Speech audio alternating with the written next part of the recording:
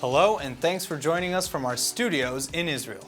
Coming up in today's newscast, the Army concludes there were no hesitations during Sunday's terror attack, Germany's Brandenburg Gate displays solidarity with Israel, and President Obama continues his criticisms of Prime Minister Netanyahu. I'm Aaron Porras, here with the latest news in Israel.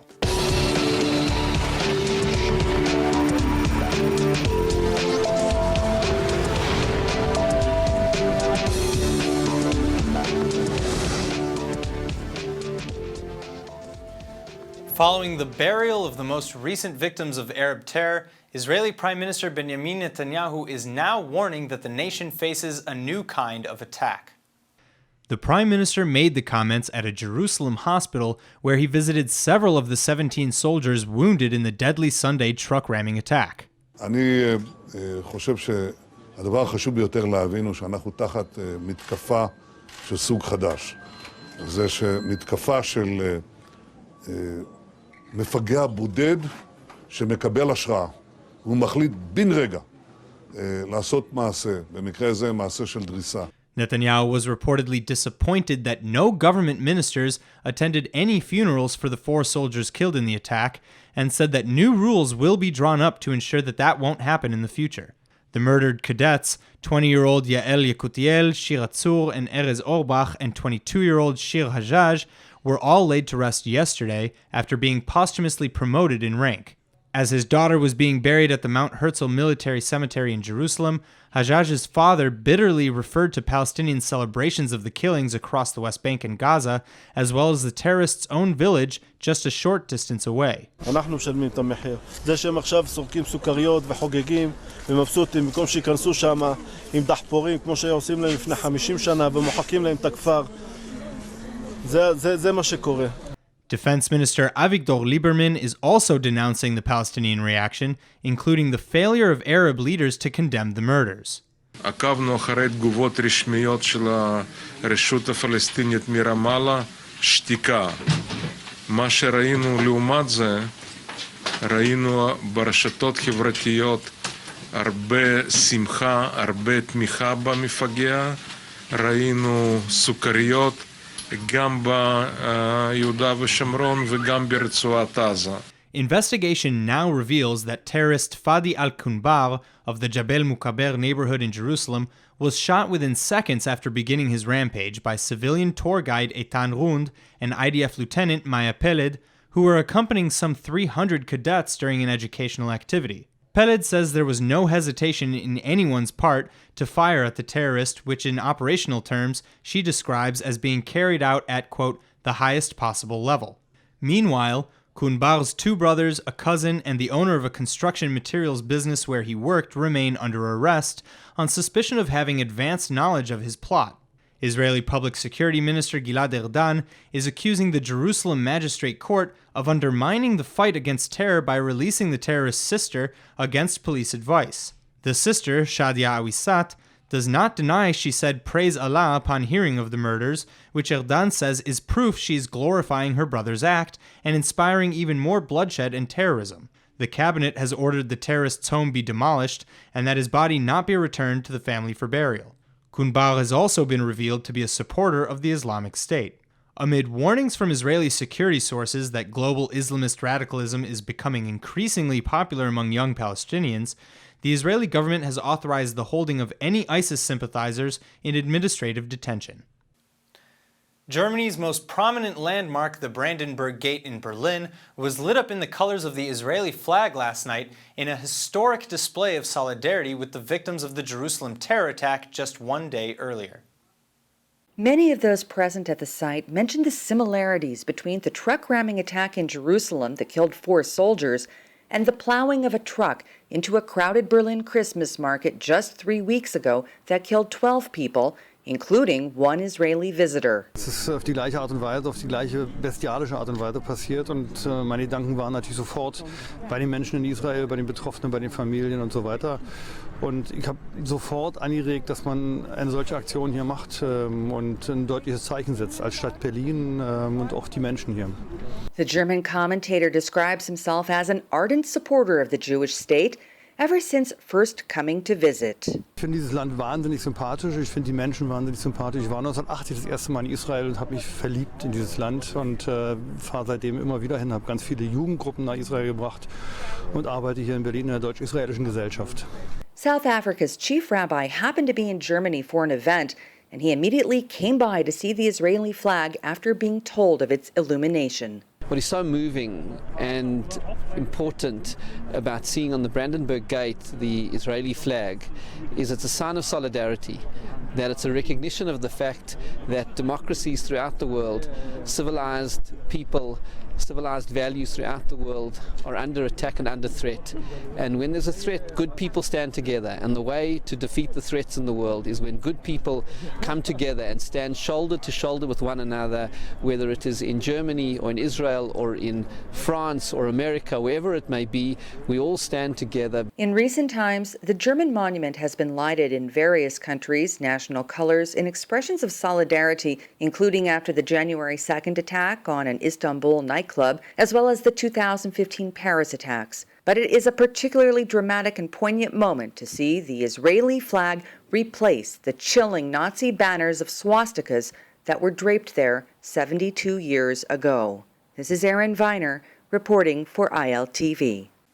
We later learned that since Germany's display was erected, it was joined by a similar display in Rotterdam in the Netherlands, and was initiated by Muslim Rotterdam Mayor Ahmed Abu Taleb against the pressures of the Islamic extremists in his city.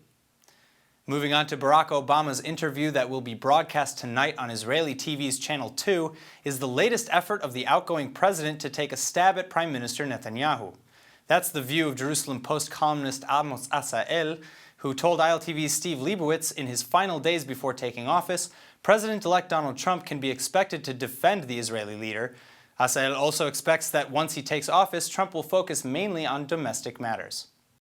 What we're seeing is a deeply provoked Trump, who feels that these recent moves, both by the Obama administration at the United Nations and then by Secretary Kerry at the State Department, both these moves he has taken as personal slights at him by people who should be busy packing, and instead of that are waging suddenly this rear-end battle to try and impose the past that, as he sees things, the voter has rejected on the future. Very often, new presidents won't even mention Israel. I mean, it's not at the top of their priorities heading into the White House. But here you have the American president-elect that's taking out time specifically to declare that Israel is very important to him and that he's got, basically to say that he's got Israel's back. Is that going to follow him into the White House? Well, for one thing, this agenda was not dictated by him. It was dictated by the outgoing administration, which suddenly took the Israeli-Palestinian situation out of context and really lifted it much higher on the agenda than where it belongs, especially considering what is happening right now elsewhere in the Middle East, and of course, globally speaking, what much larger problems America faces as it prepares to greet a new administration in the White House.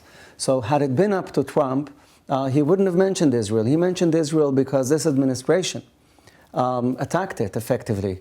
As far as he's concerned, I think he is focused on preparing a series of domestic moves as he assumes office this month. And I believe, of what I've heard so far, that his strategy will indeed be to first focus on massive infrastructure projects that everyone agrees America sorely needs and are long overdue, and where he feels he's an expert with good reason due to what he did throughout his career. I think this is where things will be headed if it's up to him. Israel was momentarily lifted to a much more prominent place on the agenda than where it should be objectively, and I think also than where he intends for it to be. An interesting development in the aftermath of Kerry's speech, which of course followed the UN vote, is the support from Theresa May from Britain attacking Kerry. Support, very strong support from Australia. Britain voted against Israel in the Security Council. Australia is not a member of the Security Council, but yet these are two very important, certainly not insignificant countries that are seemingly siding with Israel against this attack. Was that surprising at all? No, it doesn't surprise me. And I think Britain's conduct in the Security Council is part of its long-standing alliance with the U.S., so that should be set apart. But what Theresa May said, as you rightly cited, is it indeed expresses genuine discomfort. They feel that Israel is being singled out, that the attacks on it are disproportionate and, above all, poorly timed. They're taking everything out of context. There's an emerging consensus in the civilized world, never mind in the West, but even far beyond it, all the way to China, that the biggest scourge that civilization today faces is the Islamist assault on the rest of the world. This ongoing effort to violently impose a way of life and a way of thinking on the rest of the world. This has become a strategic threat to the rest of humankind, and everyone gradually is agreeing with this. And people like Theresa May looked at what Kerry had to suddenly say about Israel, and they said this really deforms and mispresents the agenda as it should be. Responding to Prime Minister Netanyahu's accusations of subversion at the UN Security Council, outgoing President Barack Obama shared some choice words with Israel's Channel 2 anchorwoman Ilana Dayan. Outgoing U.S. President Barack Obama rejected Prime Minister Benjamin Netanyahu's statements that his administration deceived Israel by abstaining in the Security Council on Anti-Israel Resolution 2334. In an interview with journalist Ilana Dayan on Channel 2 being aired tonight, Obama insisted that Israel had a friend in the White House with him in office, but Netanyahu wouldn't recognize his friendship. The outgoing president said that allegations against his administration may work well with deflecting attention from the problem of settlements, and that they may play well with Bibi's political base as well as the Republican base in the U.S., but they don't match up with the facts. Israel's ambassador to the United States, Ron Dermer, in contrast to Obama's statements, said that Israel has proof Obama's administration was behind the resolution and that Israel will present the evidence to the new administration through the appropriate channels. Upwards of 19 Jewish community centers in the United States received bomb threats yesterday, forcing several evacuations, though no bombs were found. The phoned-in threats were received in the South and Northeast, including Florida, Tennessee, South Carolina, Maryland, Delaware, North Carolina, Georgia, New Jersey, and Pennsylvania. In London, bomb threats were also called in Monday to 3 Jewish schools, according to the Jewish Chronicle. The calls in the U.S. were pre-recorded in some cases and live in others, with the caller using voice-disguising technology. The calls likely came from a single source, according to Paul Goldenberg. Goldenberg is the director of Secure Community Network, which is the group affiliated with the Jewish Federations of North America that coordinates security for the Jewish community.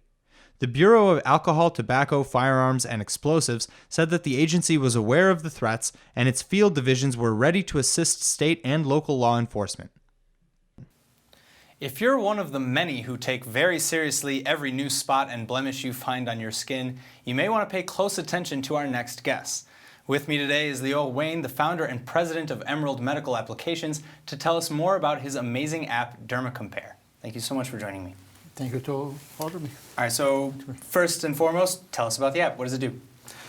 The idea about the app is to help the patient to track after his skin condition, and by using his own smartphone, he can track after the skin, and by using the app, it will prevent skin cancer and will help him to track after the changes on his body to make early detection of skin cancer. So how does that work then? The idea is that you can use the camera of the smartphone, take by yourself part of the photos, or ask someone to take your images. The app will guide you exactly how to take the images, so you will cover the whole body. Then the system will find suspicious moles on your skin. The idea is that skin cancer will start from new moles or moles that have been changed. Okay. So if you will put the finger about moles that have been changed or moles that look suspicious based on the A, B, C, D, asymmetric, border, color, diameter, we will find the beginning of the skin cancer. So it will be a 5-minute surgery instead to suffer from cancer. So does it work, it's kind of like social media meets healthcare, or does it work by tracking your own blemishes by taking pictures of them periodically? Actually, It's a combination of both of them. Since we are learning from the wisdom of the crowd, the idea is to first to support your ability to take the images. Then we compare your moles with other moles that we already found as cancer. So we can compare, and if we will find any common patterns, we will alert that there is something suspicious. So the idea is to learn from the behavior of other physicians, other patients, and learning from a big data that we already collected. Okay, so I understand, I was reading in your website earlier, that you use defense technology in this application? Yeah. Actually, the Air Force and the intelligence services are using aerial photos diagnostic to track after the enemy. Okay. Our enemy are suspicious moles, so we know how to find the suspicious, track after them, and prevent skin cancer by using not the same algorithm, it's our propriety, but to use the same idea, to track after something suspicious that moved, changed, grown up, or just disappeared, the same. So, okay, so here's my next question. Why dermatology? Like, what prompted the focus into this? Actually, it started a few years ago when my dad was diagnosed with skin cancer. Then I realized that me, my brothers, my kids, we are part of a big community of high-risk population. Then I remember that in the army we used aerial photos to track after the enemies. Then I said, okay, why not use the same idea to track after enemies' moles? So was there an issue using, defense technology that you were privy to while in the military? No, actually, it's our your propriety. Yeah, everything started from the beginning. It's our IP, our propriety. And actually, we are a public company. We are traded at the U.S. market. Oh. We just we became a public company something like a year ago. We are traded at the OTC market, and everything. It's our IP, our propriety. And then you want this to be user-friendly for the person at home or for the medical professional? Both? Both. If we'll talk about track after the skin cancer, we know that we should teach the population. We should press them and we should support them because we know that people are not used to go to the doctors. So if you can do it at home, it will push you to go to the doctor if something will find it suspicious. So the idea is that you can download for free the app.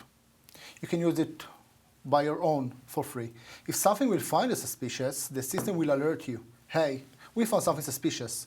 We are suggesting you to go to your doctor. It's something that will push the population to take care for their own health. That's the idea. So it will serve the worldwide population. It will serve the physician because it will save them time. It will make them to be more accurate and more professional by using systems and machine learning and artificial intelligence to be more and more accurate with their assumptions. So first my question is, what's the margin of error here? And my second question is, aren't you afraid of, the WebMD doctors coming out of the woodwork and saying, just like people are self-diagnosing all the time and hypochondria and all that? We are not going to be like Dr. Google. The idea is to be support system, a tool that will support the physician, will never replace them, because all we can say is something found is suspicious. If it's a skin cancer or other kind of skin disease, just the doctor will be able to say. Think about that. If I ask you to compare between two pictures, it will take you a time to find where is Waldo. It will take you a time to find the differences between the photos. We use image process just to compare between the photos. That's all. And that's it. It just tracks, any changes in the image itself. Yeah, track changes, find suspicious. If something finds suspicious, we'll ask the doctor, hey doc, what do you think about it? We are not going to replace them. We are just going to support and to be a helpful tool, like something that's sitting here and saying, doctor, something has been changed. Take a look. All right, so I guess my final question, this brings me to when and where will this and the other apps that you produce be available? Actually, Derma Compare is already available. Okay. You can download it for free from the App Store or from the Google Store. Derma Compare. and you can use it for free. If something, first it will help you to take your photos, and since it's well known that the skin cancer started from something that has been changed or a new one, so you can track by yourself. Also, you can always show it to your physician, ask the derm or ask the general practitioner if he can find something suspicious. And the idea that you can take care for your own health. And actually, we are now working to improve the the accuracy of the system to be more and more accurate. And I believe that till the mid of 2017, we will achieve more than 80% accuracy with prevention of skin cancer. All right, well, I hope for all of our sakes that you're right and that it'll be enormously successful and that people's health will be, priority. And thank you again so much for joining me. Thank you for inviting me. According to President-elect Donald Trump's transition team, the incoming executive has appointed son-in-law Jared Kushner as a top aide working on trade and the Middle East. The 36-year-old Kushner, who is married to Trump's daughter Ivanka, is taking the post after getting legal counsel that doing so would not violate U.S. anti-nepotism law. The position, unlike cabinet posts, does not require U.S. Senate confirmation, and Kushner will not be paid a salary. In a statement on Monday announcing the choice, Trump said Kushner was a tremendous asset and trusted advisor throughout the campaign and transition into the White House. Kushner and Ivanka will undertake significant divestments of their wide-ranging financial portfolios as they prepare for the move to Washington from New York and face inevitable questions about a potential conflict of interest. The anti-nepotism laws in question were passed in 1967 after President Kennedy named his brother Robert Kennedy Attorney General. The statute, however, doesn't apply to White House staffing jobs, and former President Bill Clinton was one of the first to test the law in 1993 when he named Hillary Clinton, his wife, the leader of a healthcare task force. Turning to the music scene, local Coldplay fans are excited about reports that the leading British rock band is coming to the Holy Land. According to what's being heard through the grapevine, the award-winning pop rockers will be giving 2 special performances devoted to peace in front of mixed Israeli and Arab audiences. Tickets are expected to go on sale in both Israel and the Palestinian Authority for concerts slated to be held next November 3rd and 4th at a spectacular outdoor venue on the north shores of the Dead Sea. The rockers say their mission is to bring people together while raising money for human rights. The entire concept of uniting Jews and Arabs in mixed concert audiences is unique and has never before been tried by any visiting bands. 50,000 seats are available for each performance, and that's not all. The British band plans to arrive 2 weeks ahead of the event to especially record a song with Israeli and Palestinian artists. During his previous visit to Israel just 2 months ago, Coldplay frontman Chris Martin said it's about time the entire quartet comes to perform here. 2 recent Coldplay videos, including the one you're watching now, were directed by Israelis. Even though many people think of Israel as a desert, we have the same seasons as the West, including chilly winters. But Israelis still get excited over snow, which is now coming down in the Galilee for the first time this year.